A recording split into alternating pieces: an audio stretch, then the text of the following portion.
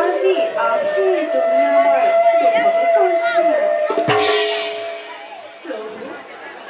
যি দেখা হৈছে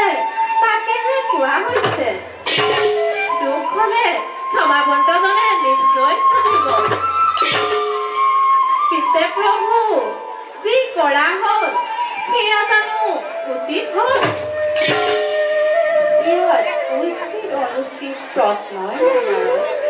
যিহতে বিচাৰে আমিও তাকেহে দিব পাৰিম প্ৰভু মহাসমুদ্ৰৰ মন্থনত অসুৰে যে অমৃত বিচৰা নাছিল সেই কথা আপুনি কেনেকৈ জানিলে যদি অমৃতে বিচাৰিছিল তেন্তে আমাৰ নাৰীৰ ৰূপ দেখি থাকিব কিয় স্বয়ং ঈশ্বৰে যদি নাৰীৰ ৰূপত মোজাই অসুৰ নাযাব কিয় প্ৰভু তাৰ অৰ্থ নাৰায়ণ নাৰায়ণ অৰ্থ অতি পৰিষ্কাৰ প্ৰভু অসুৰক ধৰিবলৈ নাৰী ৰূপ ধৰাৰ পৰিৱৰ্তে আপুনি অন্য ৰূপো ধৰিব পাৰিলেহেঁতেন আচলতে প্ৰভু আপোনাৰে নাৰী প্ৰতি এক দুৰ্বলতা আছে প্ৰভু নাৰায়ণ নাৰায়ণ আচলতে সেই কথা নহয় আমাৰ উদ্দেশ্য বেলেগ আমি সংঘৰ্ষ প্ৰভু সংঘৰ্ষৰ মাজেৰে নতুন সৃষ্টি হোৱাহে বাঞ্ছা কৰোঁ যদি দেৱতা আৰু অসুৰ উভয়ে অমৃত পান কৰিলেহেঁতেন সংঘৰ্ষ শেষ হৈ গ'লহেঁতেন নাৰায়ণ নাৰায়ণ এতিয়া অনন্তকাললৈ সংঘৰ্ষ চলিয়ে থাকিব আৰু আমি অনন্তকাললৈ সৃষ্টি কৰিয়ে থাকিব পাৰিম নহ'লে যে ঈশ্বৰৰ ঈশ্বৰত্ব ৰক্ষা নকৰে পিছে প্ৰভু আপোনাৰ মোহিনী ৰূপে কেৱল অসুৰকহে মোহিব পাৰে কিন্তু দেৱতাসকলক স্পৰ্শয়ে কৰিব নোৱাৰে নাৰায়ণ নাৰায়ণ সেই কথা সঁচা আমাৰ মোহিনী ৰূপ আমাৰেই মায়া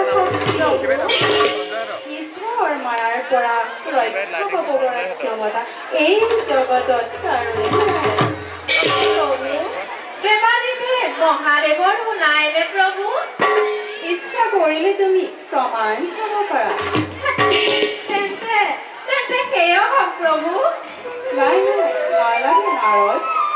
ঈশ্বৰৰ মাজত যুঁজ এখন লগাই তুমি ৰং চাব নালাগে প্ৰভু এই নাৰদৰ কোনো কামেই সেয়া প্ৰভু আপোনাৰ চৰণত প্ৰণিপাত জনাই এবে মই মাগিছো বিদায় বৈকুণ্ঠ